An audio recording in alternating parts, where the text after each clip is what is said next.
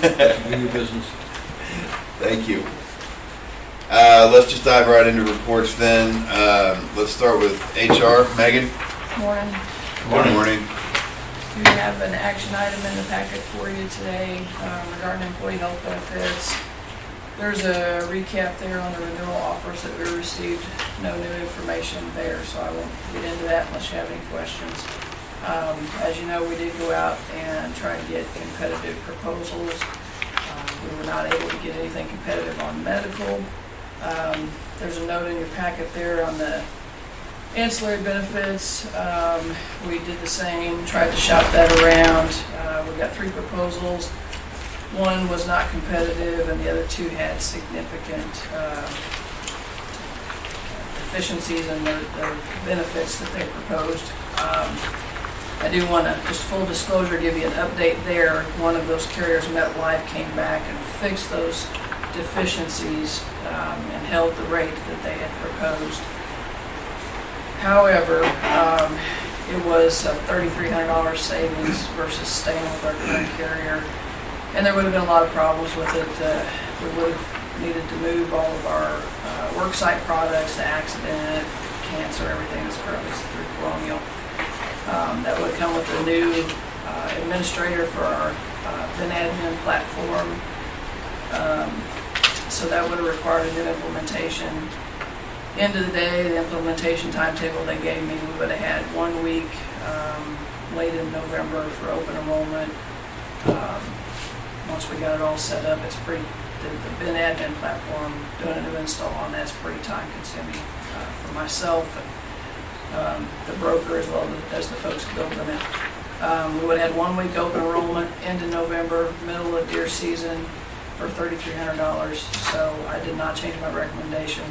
I think we'll need to move our ancillary next year and probably have the same opportunity and a better timeline to work with to make some of those changes. So, on the big ticket item on the medical, as you guys know, it's 39% increase. Fortunately, we were able to anticipate this. Tony was able to budget for it, so that's made my job a whole lot easier. I appreciate he was able to do that. There are some inserts in your packet to kind of review where we're at now, where we could go, what we're recommending. That first insert just shows you, and it's focusing on our base medical plan. We offer multiple VIA plans, but our base medical plan, what employees are paying right now, we have dependent coverage every 2 weeks. And then the second column there shows what changes would be if we renewed and continued our current level of premium assistance for dependent coverage. Our traditional contribution is 100% of the employee-only coverage and 50% of dependent coverage. Currently, we're providing a little bit of additional premium assistance, an additional $12 for spouse or child coverage, or an additional $22 per pay for family coverage. And that was due to the cost increases we saw last year, as well as the cut. Benefits basically reduced when we moved to United, and employees who use the insurance have more out-of-pocket exposure.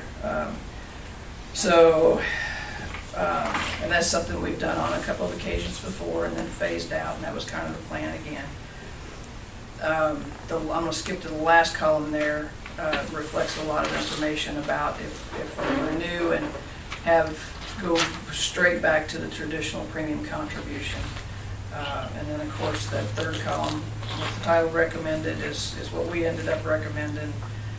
And that is actually increasing our current premium assistance level temporarily. Instead of 50% of dependent costs, do 62%, with the plan to phase that out over time as we get these costs under control a little bit, instead of employees getting hit with it all at once.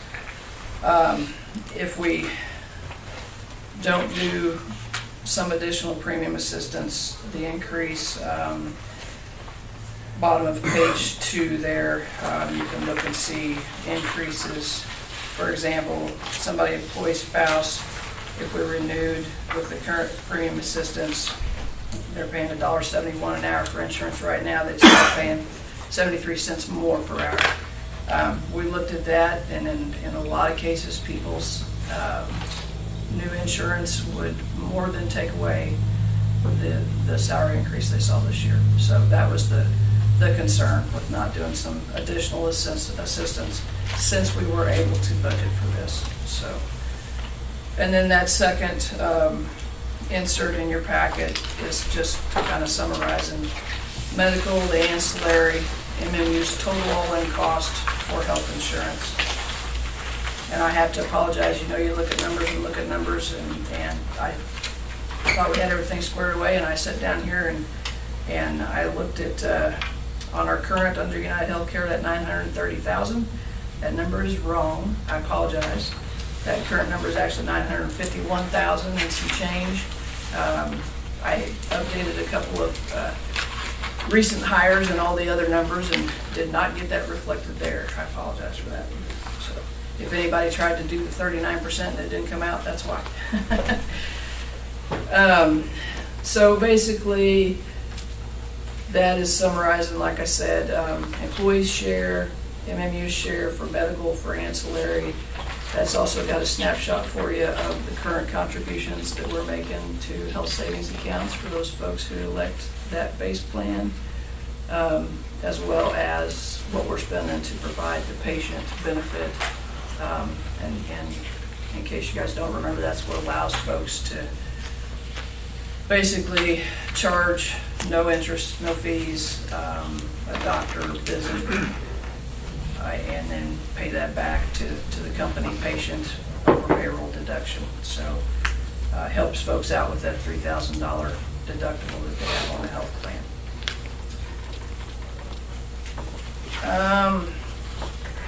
Out of curiosity, I did want to share, because out of curiosity, I had numbers readily available going back to 2008, and I'm just kind of curious, what if we'd seen a 5% per year increase since then, and I stepped through that just to see what would have happened, and our premiums would actually be higher right now than the proposed renewal if we just had a 5% per year increase over that time. So they'd be under 9% of where we're at right now.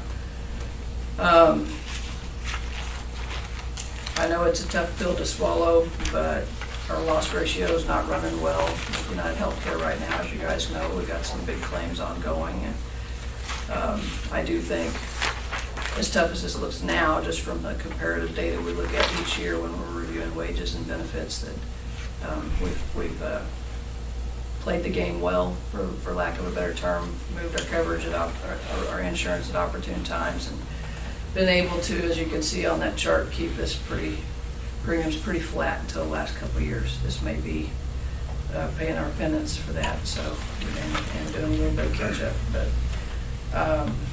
so, end of the day, we're recommending renewals with United Healthcare and with ancillary as we presented here, which would mean temporarily increasing our contributions on dependent coverage based on that base plan. And I'm sure there's some things I needed to say that I have overlooked, but I'll be happy to answer any questions. This would be for a 13-month period? Yes, thank you. That's a We're pretty moving our important point. renewal date. Yeah. So that might add some cost to it as well. It's 13 versus 12 months. We're going to go back to calendar year versus December 1. And I was told on the medical, the cost of that was roughly 0.5% to give us an extra month. It didn't cost anything on the ancillary to give us an extra month. That will cut out a lot of additional administration that goes along with policy year and benefit year not matching up, and cut out a lot of confusion for employees. So we saved about 6 figures when we did that back in, I don't remember if it was 2012, 2013, somewhere in there, because we beat some, by moving back from January 1 to December 1, we beat some regulations that were going into effect, and saved a bunch of money when we did it, but now it's just a pain in the rear. So. Do we have any kind of plan in place to phase out the 12%? We haven't, sat down and said that we're gonna drop it to this next year, or this the following year, because we wanna kind of wait and see what develops with our premiums going forward. But definitely, the plan is to phase that out and get back down to just 50% to our traditional.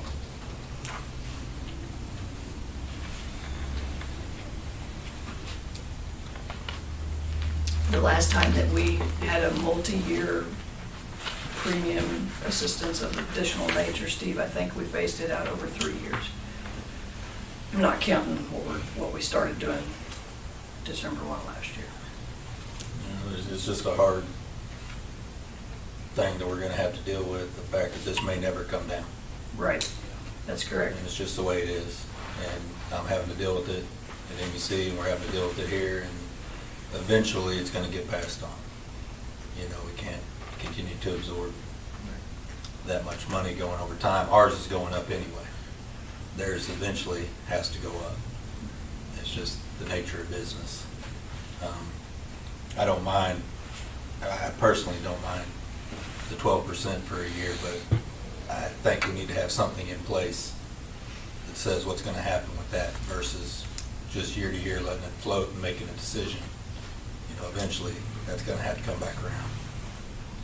That's just my personal thought. And I hate saying that because everyone at utility's gonna hate me, but it's business.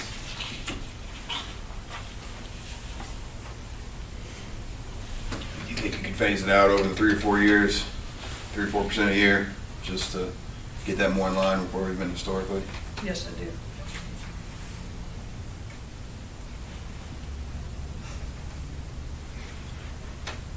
Looking at this chart and seeing the premiums have doubled in the last 5 years, total costs. A lot of work went into this, With those increased expenses, you've been able to keep the employees' portion of that under control for the most part. But it is kind of spiraling a little bit, so kind of what Steve said, it's not going to be terribly popular, but it's for the good of the company, that's what has to happen.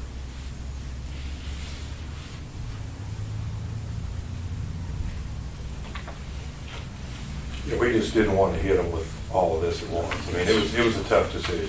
We had several meetings trying to figure out what was best for the employees, best for the company, and we just felt like with everything else going on, price-wise, it was best to not hit the employees hard and then come back and, at least give them time to budget or prepare for, an increase in cost, so. Well, the good thing would be too is if we do get to renew it next year at a lower cost, which it's possible. Right. It might happen. We've been with United for a couple of years now, so we may have to switch carriers to do it, but that may alleviate itself. And I don't know if it's COVID or, there's probably a lot of things putting pressure. I know that our demographics and some of the issues we're having obviously contribute to that. I don't know if there's others as well, but like I say, this wasn't easy. Fortunately, Tony did budget for it. We did have enough information before we put the budget together to include this in there. I just want to throw out there too, there are other things that we can talk about as well, as far as controlling cost. As a for example, on the base plan, employee-only coverage, you don't pay anything. If folks taking employee-only coverage, we're paying $20 a payday. That'd be a little over $25,000 a year based on current enrollment that would be recouped there. And then there's the HSA contributions we can look at too. We're doing $96,000 a year, I believe, in HSA contributions right now. So those are other areas where we can look as well.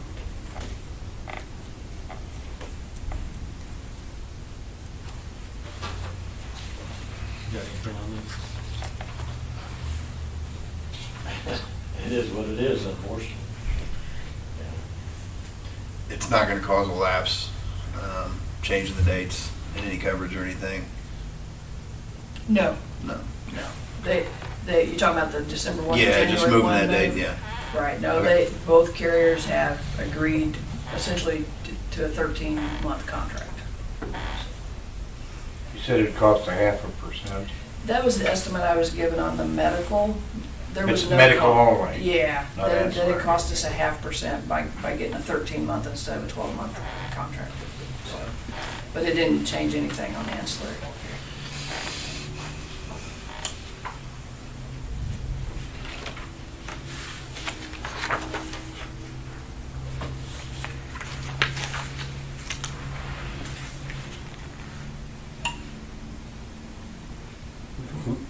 Can we redo the recommendation to acknowledge the 3-year phase out of the additional spouse and employee assistance on this?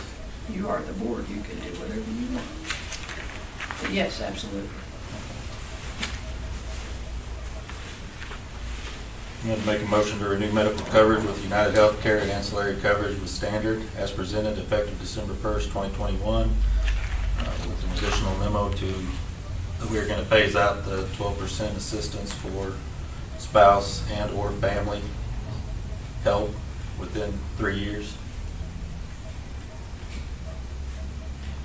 Second. All right, there's been a motion and a second to renew medical coverage with United Healthcare and ancillary coverage with Standard as presented effective December 1st, 2021, with an additional memo stating that the 12% assistance for spouse and family will be phased out over the next 3 years.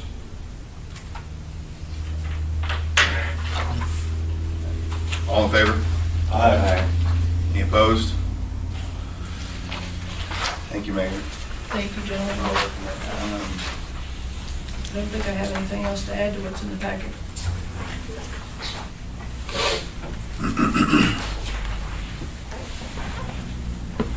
I know you work your tail off on this, we appreciate it. I know you put a ton of time into it.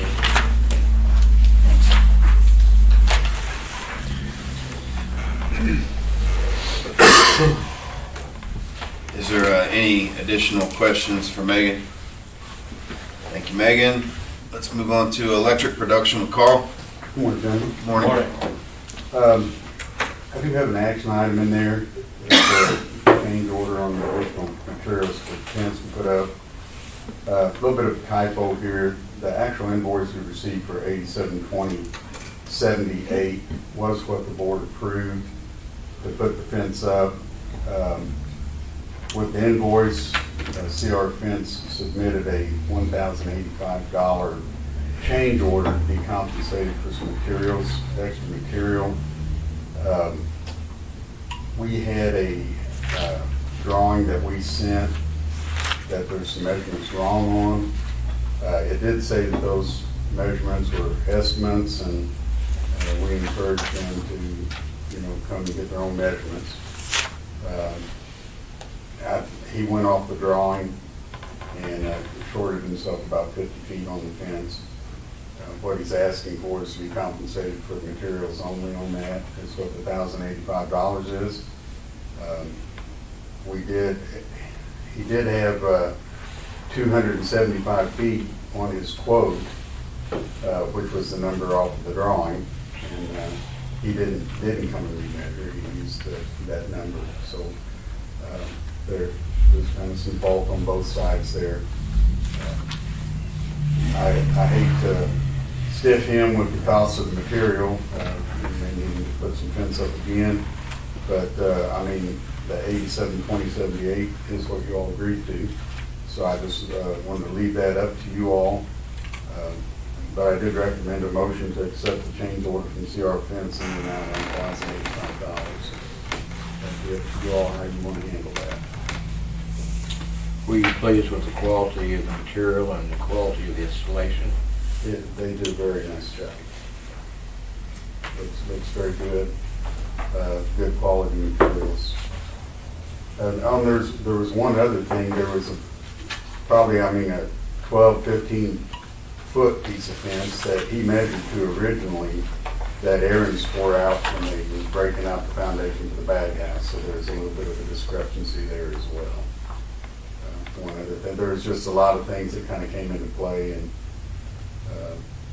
like I said, you definitely find some fault on both sides on it. I think everyone in this room knows how I feel about change orders, so I'll dispense with that. But they, you know, if I would have gotten a set of prints from us, I probably would not have questioned them either. Typically, we're spot on. We do a great job of providing information. I feel like we should just pay this change order and give them the cost of the materials. They didn't charge us for any extra labor. And I just feel like that's the right thing to do. I don't want to stiff any local business, you know, for what they provided. They're already losing a little bit anyway, so. We may need them again. Yeah. It's kind of hard to get quotes and things from people already. I make a motion to accept the change order from CR Fence in the amount of $1,085. Second. Motion and a second to accept the change order from CR Fence in the amount of $1,085. All in favor? Aye. Opposed? Thank you, gentlemen. There's a picture of the southwest corner of the fence there, and it runs down to the recycle facility from there and up to the old shop building. And so they did a very good job, very quick and timely in doing it. Next page, on page 6, the Unit 6 inspection. The preliminary results on the turbine end. The turbine looked very good. There's some slight pitting and things like that on some of the blades, which is normal wear for that. Wouldn't expect to see much of anything else there. Nothing remarkable anyway. And the generator end, a little bit different story. They're in the first phase of that, where they did the PI test and the step DC leakage test on the stator end of the generator. Two of the 3 phases didn't pass the test. They, if the original numbers 2 are below 2, it automatically fails. One of them was below 2, the other one was like 2.03. And when they stepped the voltage up, their numbers doubled, so they had to put that test. One phase checked out. They do a step test, go up 2,000 volts at a time, up to 29,000 volts, and they were only able to do that on one phase, which caused us to pull the end bells off and the inner covers so we could get in to do a better inspection. It was suspected there was a considerable amount of dust and stuff on the windings. You can see it on the end turns and different things. And we ran the month of March in particular, the demolition was ongoing, and they were using foggers, mist to keep the dust down. Well, I know during that time, some of the times that plume was coming toward our gas turbine, and the filters were pretty dirty, and we changed them out, but suspected some of that stuff, maybe moisture and or dirt, dust, that kind of thing got in there. So we had him come in after we got the end bells off. We got some pictures there. You got to take the building apart to do most of the stuff on this thing. And you see a picture of us taking the roof off and taking off one of the outer end bells there. That's on the side again.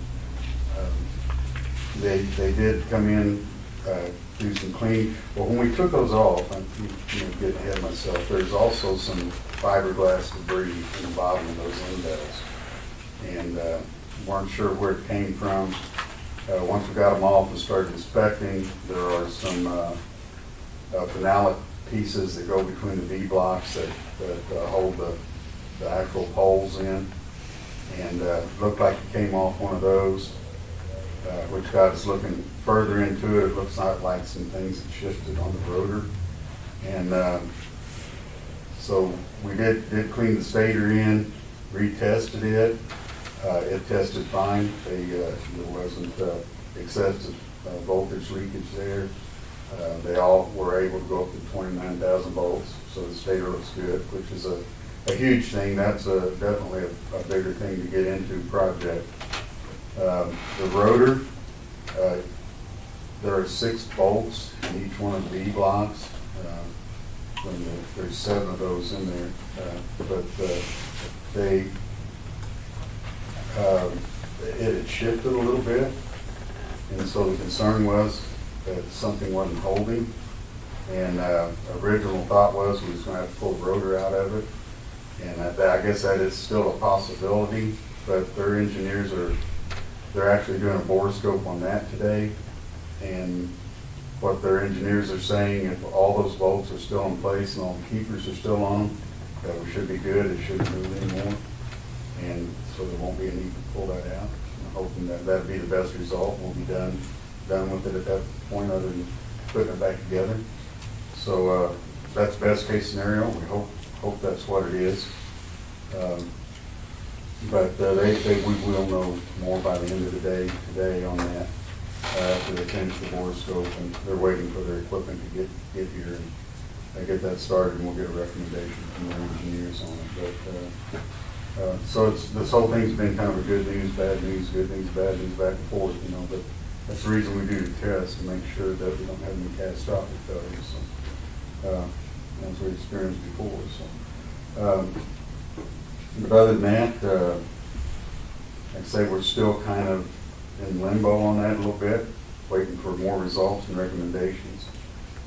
Hopefully, like I said, best case scenario, they say it's good, we'll put it back together. Other than that, just some miscellaneous items there that you can see, and I'd be glad to answer any questions if you have any.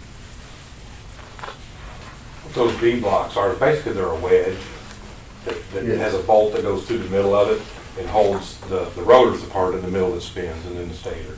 So the rotors there's been some movement, and they're thinking those bolts on those wedges that hold all that in have either stretched or moved a little bit, because you can see along the seams on the poles on the rotor where there's a little gap and some stuff has fell out. So It looks like a gap. I think it's more for the finale paint. yeah. So They don't, like I say, if everything's in place, the keepers are still good, they don't think that's any kind of significant damage to worry about. So we got our fingers crossed. I mean, it's OEM that's in doing it. They're very qualified to give us, you know, an answer and look into it. So, yeah, just kind of, it needs to be fixed. I think you guys know how valuable that unit is and can be. I think we proved that last February. So we did. I did authorize additional work. Their original, I think you had $30,000 in the budget.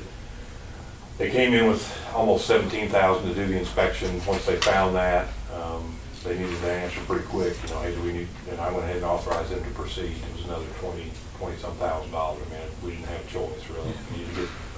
We couldn't wait a day or a couple weeks to I think do they the already full. made us so much money that Right. we gotta fix it. Yeah. It is what it is. Yeah, so just kind of, you know, double transparency, you know, we did spend a little bit more than we planned or had budgeted. We do have those funds available based on, you know, what that unit made on the market last year, and we did put those back for this type of work. Hopefully in the next day or two we'll know. If we find out, I'll shoot you guys an email just to kind of let you know where we're at. We're hoping to get that. I think MOPEP is wanting that back on as well. They were hoping by the 1st maybe, because we're getting that time of year. Yeah.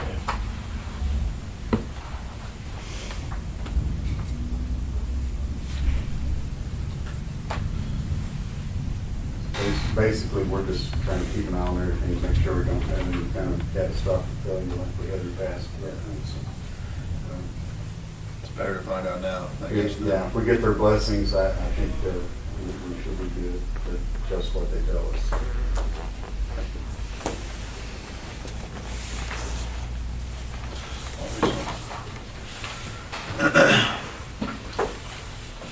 Is there any other questions for Carl?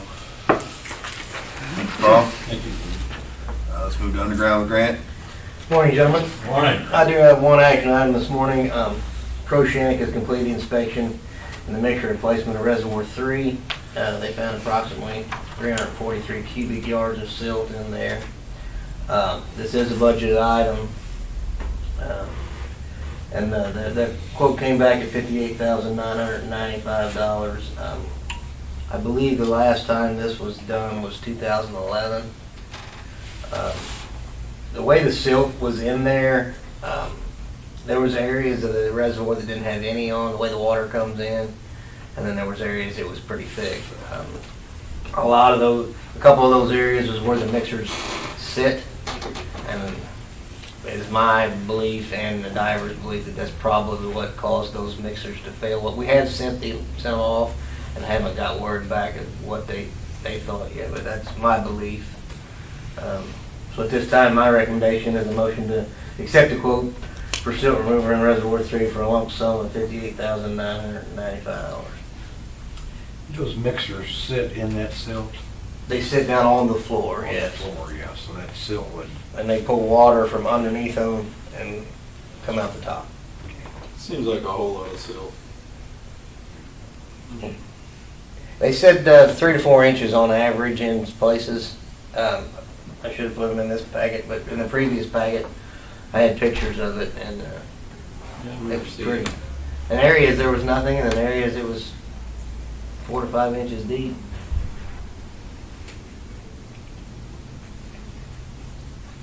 Pretty good sized reservoir too. What's the capacity on that, Grant? 3.75 million gallon.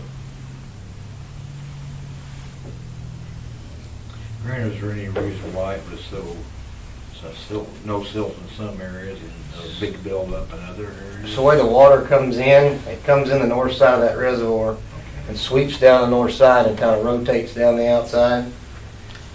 So Swirling. where it comes in, it has high velocity, there's nothing on the floor, and as the Yeah. water slows down, it starts to build up, and then when out in the middle, it'll build up. That's why we put the mixers in to help with our THMs, Yeah. because that water doesn't get stirred up in the middle as often as it does around the edges.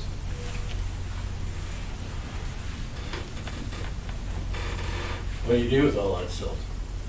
They'll put it down the storm drain. We'll dechlorinate it and then go down the storm drain.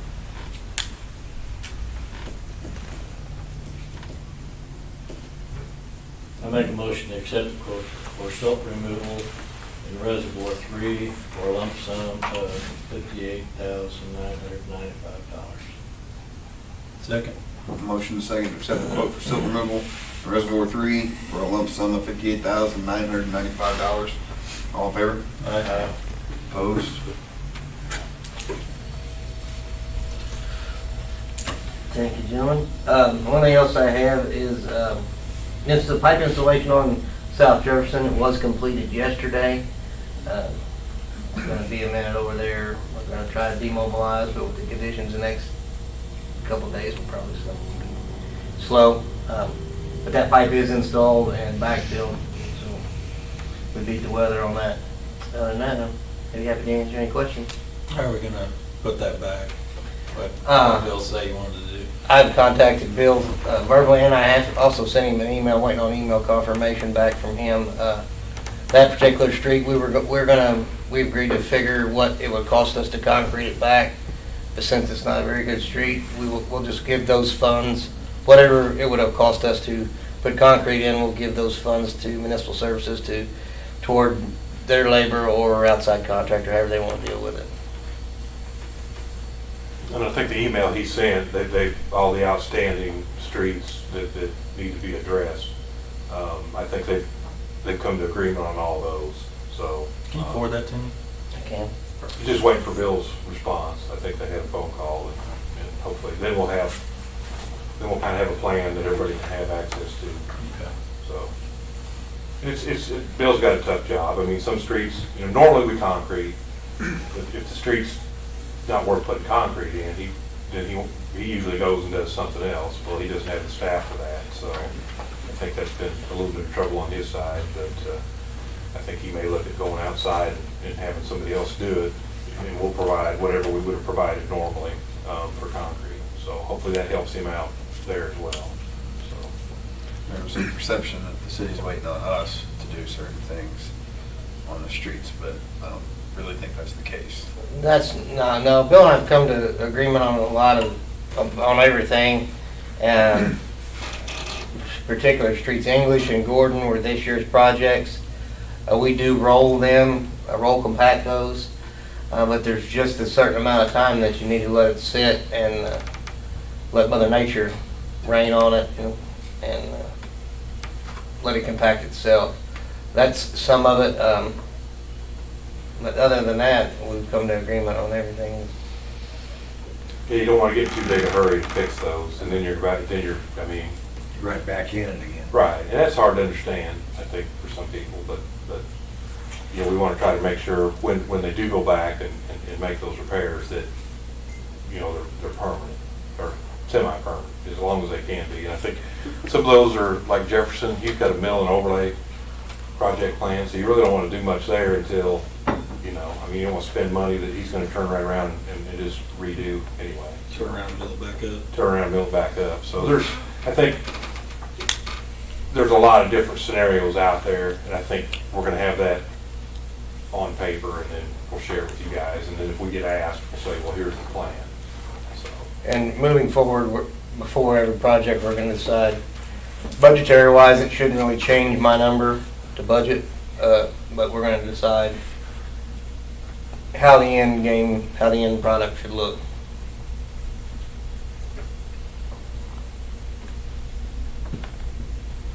Kudos to you guys for getting up there on the square last week in a hurry.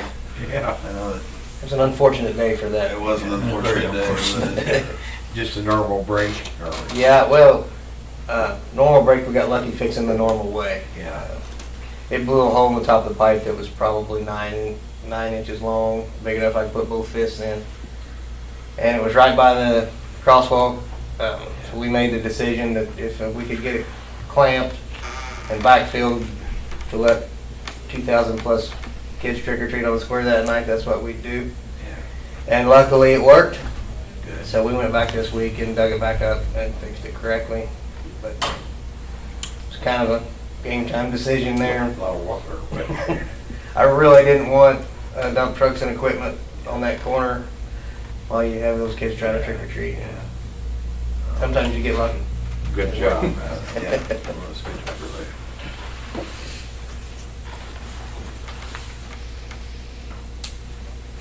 Any other questions for Grant? Grant, water treatment trucks. Morning. Hello. I do have an action item, filter media replacement, which is a budgeted item, which this project, we're gonna do it, since we have a total of 5 filters, proposing to do just 2 per year. And everything, starting with the worst ones first. Filters 4 and 5, the media was replaced in those back in 2011. 1, 2, and 3, I don't know when they were ever done. They were chemically cleaned back in 2011 also. But when we were down in the filters and everything, replacing the surface wash lines, definitely found 2 of them that they need some serious work. So, and which, what it amount to, basically, we'd have to have a vac truck that comes in, it pulls all the media out of them, and then that way they can get in, they can check the under drains, which they're Leopold clay blocks, and they have basically, what are they, about 1/4-inch holes in them that lets water go through them. And what I've seen in previous water treatment plants, especially lime softening, a lot of times that it gets built up and a lot of them are gonna be plugged. So it'd be a lot of drilling and everything else. And with some of the issues, especially on filter 3 that we've seen with it, we're probably gonna see quite a bit of issues with that one. So, my recommendation is motion to request proposal to replace media into the filters this year. 2011, we replaced the media in 2 of them, right? Correct. Chemical clean the other 3? Yes. Okay. Yeah, it's hard to tell what you're gonna get into. Exactly. I've seen some of them on other plants where some of the media is actually cemented together. And I've seen some where they've had to use jackhammers just to get the stuff out of them. And if I look back at some of the notes on 4 and 5 filter, when they did those, that was kind of the same thing.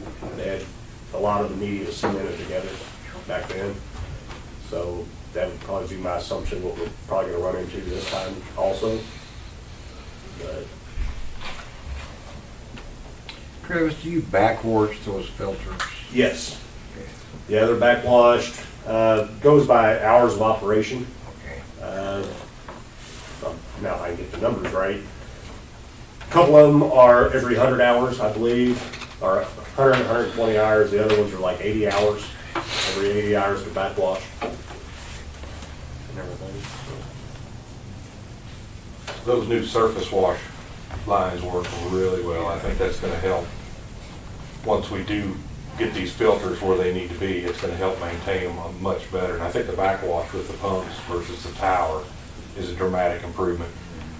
Before, they had the tower and all that they had to backwash was gravity, water pressure. And when it was empty, you couldn't backwash anymore. Now they've got it on a pump, so they can backwash as long as they need to get those filters clean. I went up and watched some of that when they got the surface wash lines done, and dramatic improvement over what we had before. Did a really good job.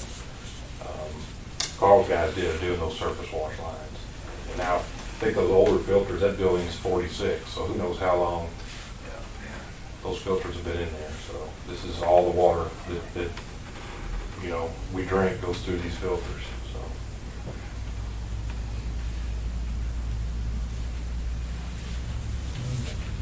So it's time for us to start working towards it then. It's a definite need, yeah, it's not a want, it's a need for sure. So I'll make a motion to request proposal to replace the median 2 filters. Second. There's been a motion and a second to request proposals to replace the median 2 filters. All in favor? Aye. Opposed? Good. Thank you. Don't really have anything else to add, but I'd be happy to answer any questions that you may have. Is the budget on the media replacement, is that budgeted for all 5, or is that just budgeted Yes. for these 2? That was for all 5. Well, this No, this is just for the two. For the two, but he's got, if you He's look got at the broken 5-year out, yeah. plan, it includes the rest of them. Oh, okay. Yeah, I think it was a $600,000 number. We didn't want to eat, we just. Oh, yeah, that's right. We wanted just a little bit at a time there and not kill our budget in one I year. thought if had you got all 5 for that price. No, yeah. No, there's quite a bit to it. Yeah. It's a pretty big area, and there's a lot of different layers and pretty labor intensive getting all that in and out, so. Stretch that out. Especially if they have to jackhammer and some other things, so. Any other questions for Travis? Yeah, but Travis, what's that media made of? Is it, Which some of it is gravel down at the bottom, and then the larger gravel starts at the bottom, and then it gets smaller as it comes up, and then it has layer of sand in it also, and then anthracite, basically anthracite coal. filtered? Built. Yeah. Then that's what's on top. So you're telling me gravel, sand, and water turns to concrete? Yeah. But yeah, if it's line I think that's set up pretty good. Yeah. Thank you, Travis. Let's move on to wastewater treatment with Eric. Good morning. Morning. I just have a few updates to what no one has. So we've changed another bearing on press number 2, and we also had to replace a belt on press 2 this week. On the VFDs, 2 of the 4 have been completed. We're just waiting on brackets for the other 2, I believe. And on his annual industry inspections, those are scheduled for November 3rd and 4th. Other than that, I'm best to answer any questions you have.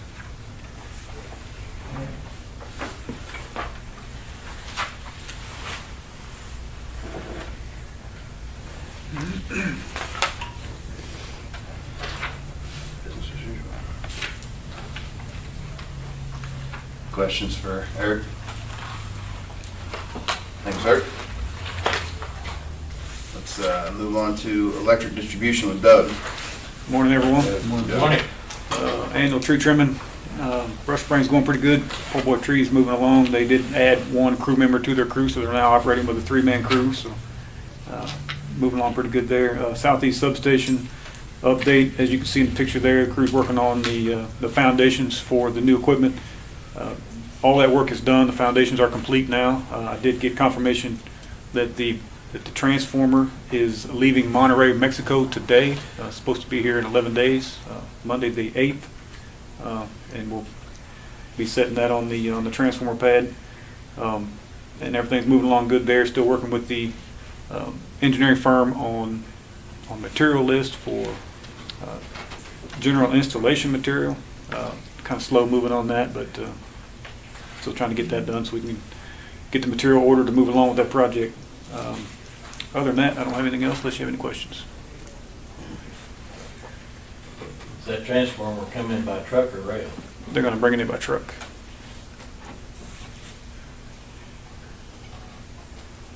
So we'll only have one pick on it? Hopefully.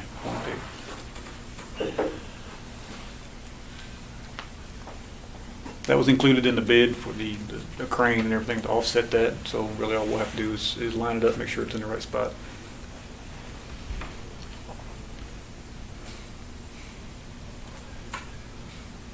Another squirrel got you, huh?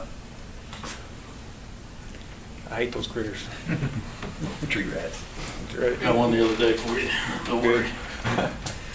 We'll take all the help we can get. Any other questions for Doug? Thanks, Doug. IT and broadband with Jim. Morning. Morning.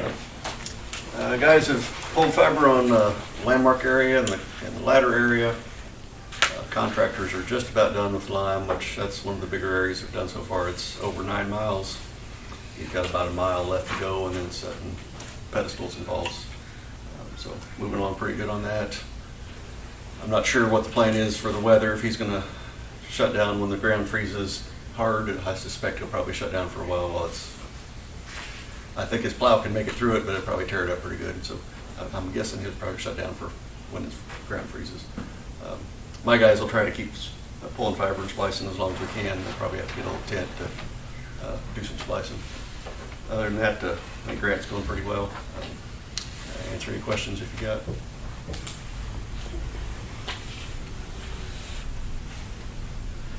Questions for Jim? A lot of people very excited about the project. A lot of people are wanting to be first. Yeah. Yeah. I've got a list for you, but I just told them I'd give it to you. I'm really not going to give it to you. The areas we're working in, we're keeping a list of ones that are already ready to go, and some of the areas that are farther off, we've got a separate list. So, yeah. Where is, I will ask one question. Where is Shackelford on our list? It's towards the bottom half. The list is a little bit, the area list is a little bit fluid to kind of try to do it by density, population density type thing, but we also don't want Coleman having to haul his equipment here and there and crisscrossing, so we're trying to get areas that are close together. But originally Shackelford was like 9 out of 17, I believe. It's probably still close to that, but it might be a little bit farther down by now. Looking at the list, it looked like it was kind of starting on the northeast edge of town and kind of going south. and Yeah, around. once he's done with Lime, he's gonna go up to Wildcat and kind of go to like 12 o'clock and work his way back to like 10 o'clock, and then he'll probably go, I think we'll probably go down to WW next, and get some of those. That's one of the more dense areas. Unfortunately, AT&T's had their contractors in that area, so they're gonna be right in the way. They put some stuff going to Butterfields that's gonna make it harder for us to get in there too. We've been getting a lot of questions about that. So they don't notice our guys are down there, but that's not our guys on WW, that's AT&T's contractors.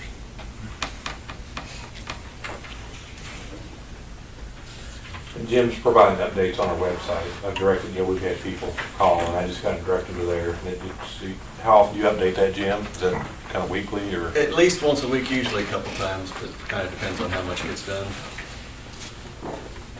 It's not a lot of information, but it kind of gives them an idea where they're at and what kind of progress. And I think he lists whether they're ready to hook up or whatever. So if you get questions, you might direct them there as well. I will definitely do that. Yeah, that might be helpful. There's a grant status link on the main page on our website. You just click on that. It shows that there's a links to show you the maps and then a little table that shows you where the progress is. Okay. Perfect. Question, Jim? Thanks, Jim. Let's move to finances with Tony. Morning. Good morning. Got quite a bit of stuff in here, but it's kind of just some year-end comparison stuff for you guys to review. Try to break it out by revenue, expenses, and net income. So if you I won't hit everything, but I'll just kind of highlight some things. On the revenue side, our revenue for this fiscal year was up $115,000. There's a lot of combinations to that. I think the biggest increase obviously was IT broadband. I think I put in there that Jim and them added 284 new customers. That doesn't have any grant customers yet in there, so that's just, we're still growing in that area. So that kind of justifies the increase in revenue. On the water side, our usage, you can see, was up quite a bit. So our revenues were up. On the electric side, we did expect the revenue to be down, obviously, because of the discount to electric charges that we did at 7.5%. We did, obviously, on our lower TILO rates, so our interest income was down $286,000. But if you get down there, you see that generation was way up. I think 11 million kilowatt hours versus a million last year. So our wholesale revenue was up quite a bit. So it was at 679,000, so it was up 829%. So I think it could have been, obviously the generation helped with the revenue side of that. So overall, it was pretty good. Natural gas was down, but it's really, most of that was the interest income on our investment, that $2.5 million investment. Our revenues are stayed flat, so it was really the decrease in investments. That's why the natural gas income was down. On the expense side, our expenses were up $2.6 million over last year. Obviously, the big cost was the decommissioned power plant. But then there's a lot of factors in there too. We had, in March, generation, we had that $2.7 million credit. If we wouldn't have had that generation, we could have been looking at $4 million loss, So that worked out well for us in electric. Wastewater, obviously we have the flooding issue down there, so $118,000 of expenses hitting right after the flood there in June. Internet was up, obviously, but with more customers, there's more cost to get those services in. Depreciation was also up quite a bit, $30,000, as they're building that out. Water department was up as well, but I think Travis kind of hit on it. There was some additional well treatment maintenance that was done this year, some filter maintenance that we're doing. If you guys have any questions, stop me as I'm going here. Then it kind of goes over to the net income side. Last year we had a $1.5 million net income. This year we're at a $955,000 loss, which is what we were expecting. On the cash side, our cash did drop by $2.3 million. So we were $31 million in September of 20, and then now we're down to 29.1 September of this year. So we did have a drop. And there's a lot of factors that include that. I kind of broke it out by department. I did put in here, I don't know if you guys have asked this before, but how we fund our reserves in water is we basically take half of our resale to the districts, water districts, and we put that in reserves. So whatever we get from them, half that goes into our reserve account. So you'll see our reserves have went up, and a lot of that is, a big portion of that was our operating funds that went up, and that was due to the increase and to the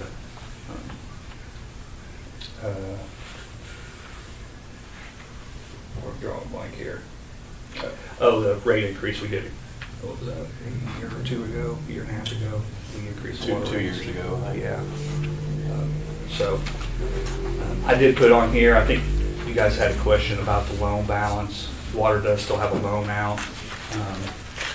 They have a $1.3 million balance, and that's scheduled to be paid off in March of '26. So our payments are roughly $24,000 a month for that, in the water department. The electric side, that drop of $3.2 million in operating, included in that is the expenses we paid to Remco. So the $1 million of that is Remco that we paid. And obviously that's a loan with the city as they're paying that back.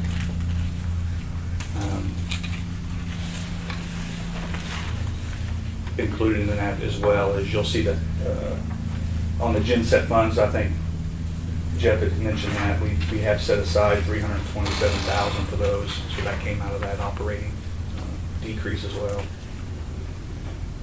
Internet did have a slight decrease. I also put in there, they pay back the electric. Back in 2017, there was a $2.5 million. It started, I think, back in 2002, but they gradually, electric kind of funded the whole internet side. So we have $2 million equity kind of in the electric, and every year, internet pays back $110,000 a month to kind of get that off the electric books. So it's kind of the electric side's return of investment on the internet side. And on the natural gas, I know we've talked about this too, there's a $7 million investment from electric into natural gas. Right now, they're not paying any of that back. Obviously, the $2.5 million that we pulled out of reserves from the natural gas over to electric will offset some of that $7 million. And then we'll use that for funding. For the wastewater, down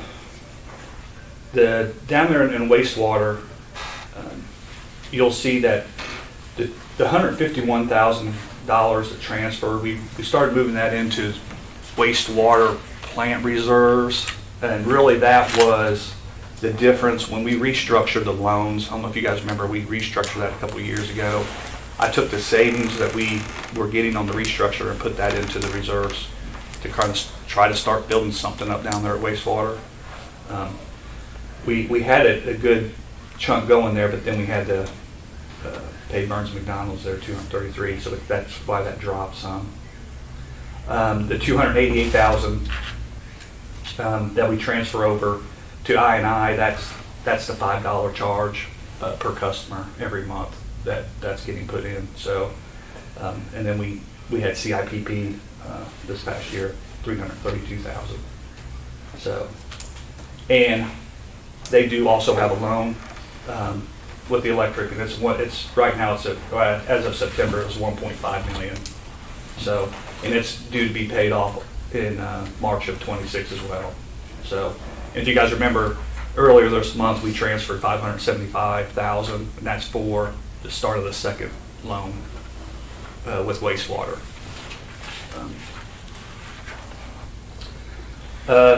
I do have some recycle information in here. We actually turned out fairly well for recycle this year, even though we did lose ConAgra.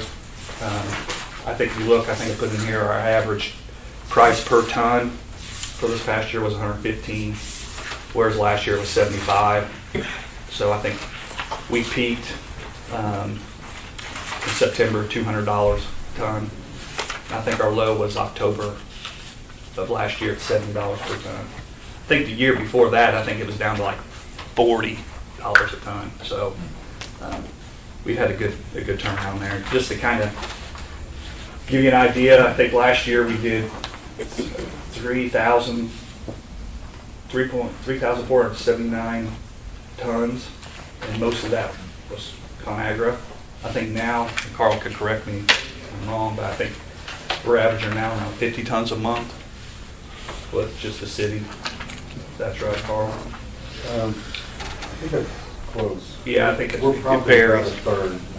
I Yeah. think the city's recycles about a third of what they're spending before the time limit.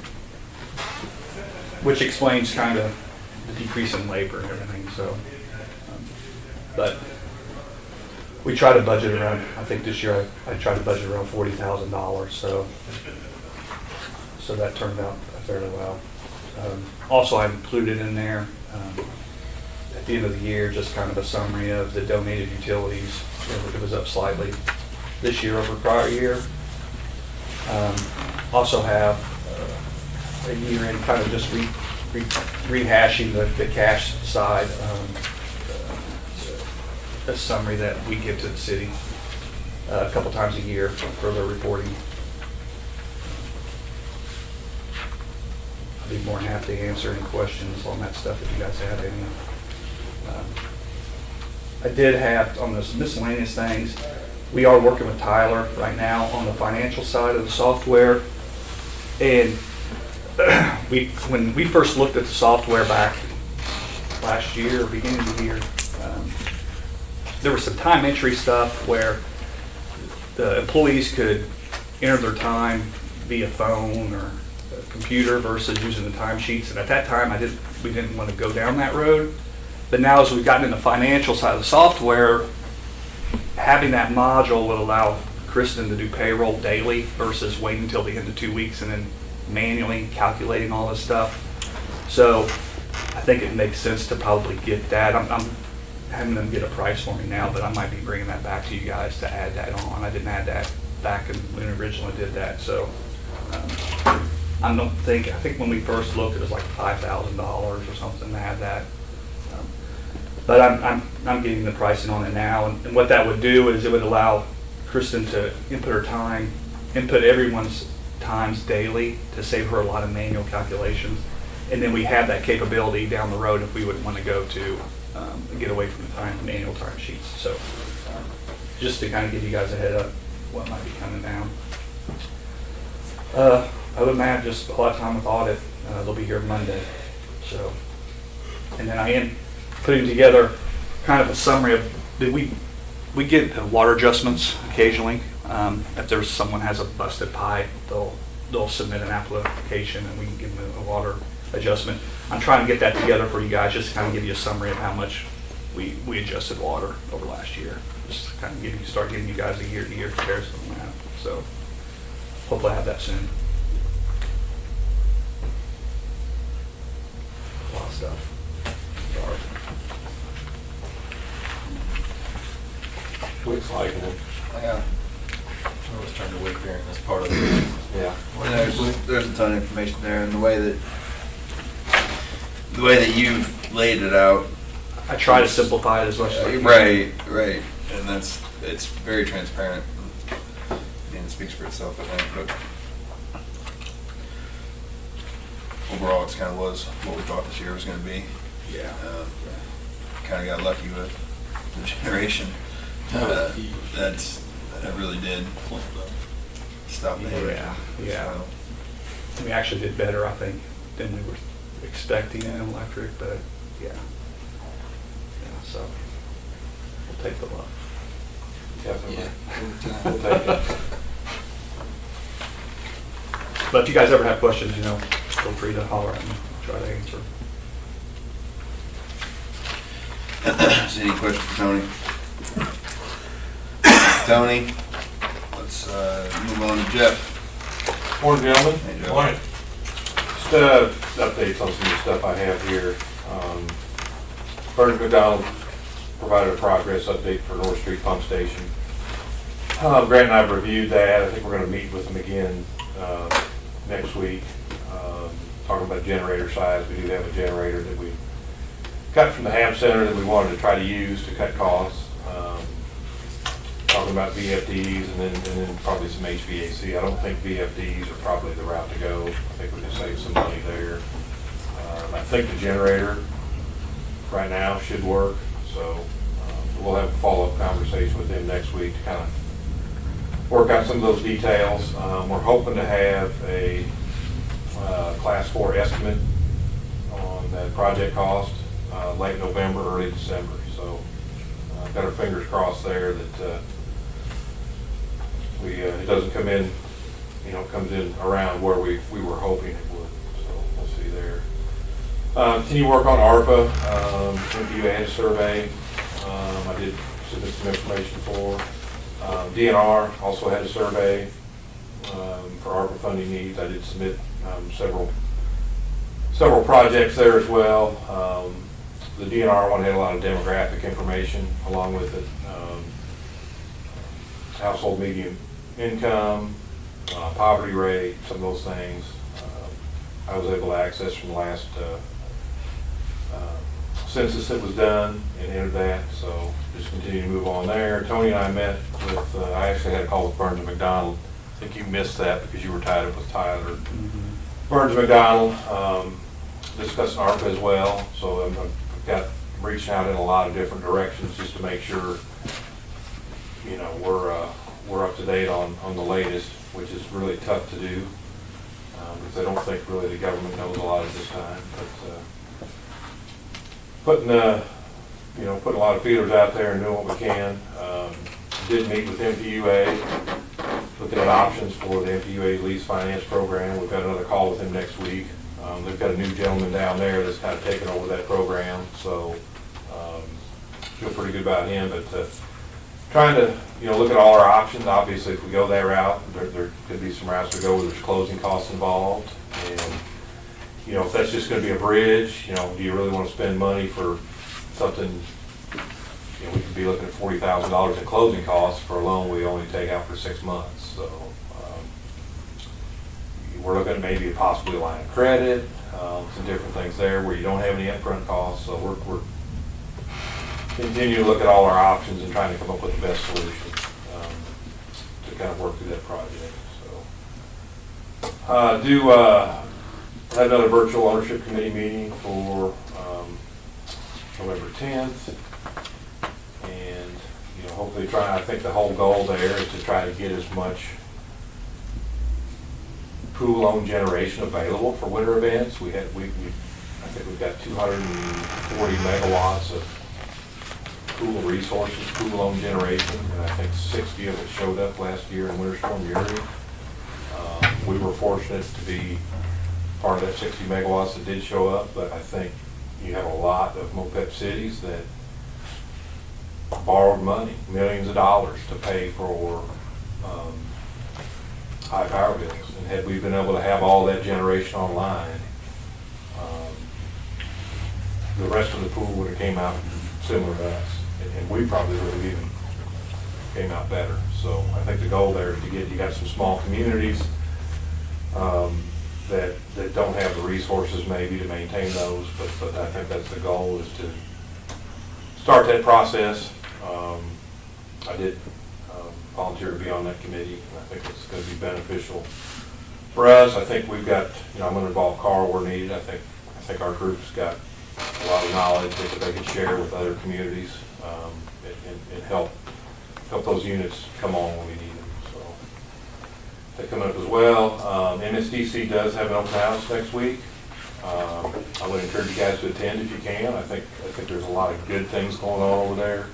I've been spending quite a bit of time with staff. They're new, kind of bringing them up to speed, going over the property catalog that we have. I think they're realizing when we get requests from Missouri Partnership how valuable that is to have that readily available, because a lot of the turnaround times on those are pretty quick. But a lot of things going on over there. I think been working with her on the budget. Our budget doesn't come up for approval until the end of the year, but we're getting a head start on that. And I think our budget's, what I'm seeing there is pretty positive. Staff's been able to, reduce some expenses, and that's looking positive. Solar farm sales going on pretty good, I think. I did provide some more information for the environmental study. Haven't heard back, so I'm assuming that's going okay. Did have our weekly call with Burns and McDonald yesterday. We're looking at the bid they had for the final clarifiers from Clearstream included a full radius scum box. In other words, the scum box runs from the center post clear to the side. The existing one we have is just a short one. We're looking at a potential $40,000 deduction to make that scum box 8 foot instead of full radius. I think there could be some savings there. Nolan, I felt like maybe 40,000 was a little low, so they're kind of going to go back and see if that's safe because it's stainless steel material. So you take the radius of that. So they're going to kind of come back and show in more detail what that savings is. I think that's probably something we're going to go with. I think we don't need the full radius scum box. I think we can get by with the shorter one. We just want to verify that the deduct is what we think it should be there. So that just came up yesterday. Hopefully next week when we have, we've got weekly updates every Wednesday for that project. There's not a lot to talk about now, just a few details like this. It's going to start probably getting, it's going to take more than 15 minutes as we move forward. These won't be 15-minute calls, they may be an hour or two, but that is moving forward, and we hope we can have some savings there, see some savings there as well. Also on that project, November 15th, I think they're going to have survey crews down, so I think our staff will have all the underground stuff marked. They'll put that on the drawings, on the surveying. I think they're going to be down next week. Nolan and staff have drained one of those final clarifiers, been working on draining one of those, so they come in and do some measurements. Inspect the grout. We're hopeful that the grout looks good. That'll be another cost that we won't have to. I think there's a bucket of money, if you guys remember, it's about $110,000 or $120,000 to redo the grout on those clarifiers. And if we don't, if these look okay and we don't have to go to that bucket of money, then there's some savings there as well. So kind of got our fingers crossed. Hopeful that those inspections go good. Working with FEMA too. We had a FEMA phone call yesterday. We're doing those calls weekly for flood damage. Been submitting information. I think we're on the emergency work now. We got to self-certify and send in what we've already done. I think that's a Class B. They've got a bunch of different classes for damage. Emergency work is a Class B. Obviously, you don't have time for bids and that kind of stuff, so we're working on submitting what we've spent. We've got some dump truck info, proof of insurance, we only have liability that's been sent in. Lots of pictures. Are discussing what Ken had mentioned at the last meeting as far as moving the breaker, and there's some options there that we could possibly do that. So working with them to do that as well as far as mitigation. Also talking about the berm and maybe some things we can do to prevent future damage as well. So got a lot going on with them, but it all seems pretty positive at this time. We're just kind of going through, and Noel's working on getting those bids out to do the doors, the trucks, and then some of the other things. So things going good there. Not too much else to add. I'd be glad to try to answer any questions.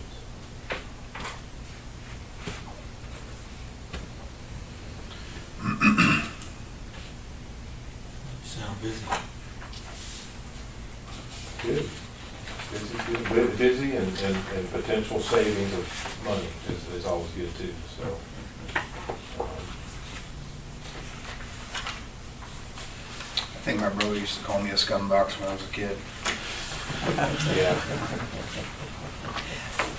Any other questions for Jeff? Thanks, Jeff. Let's move to cash disbursements. Do it quick. Yeah. Well, Tony has a chance to make it eat. Worse, kind of nice to see. That's real nice. Totally redeemed yourself.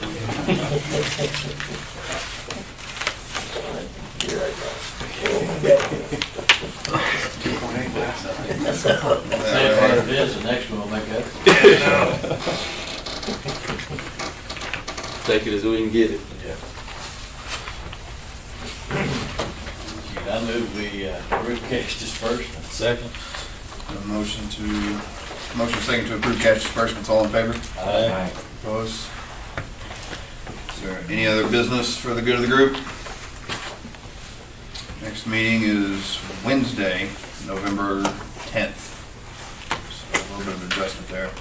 And if we could, just a short executive for legal. Yep, I had that written down, so. Okay. November the 10th is a Wednesday. That is a Wednesday, sir. Can you join us that day? Wednesday work for you? Okay. Entertain a motion to adjourn to legal. I move we adjourn into executive session for legal issues. Second, Steve knows that. Ken Bright, aye. Pretty aye. Jacoby, aye. Quick,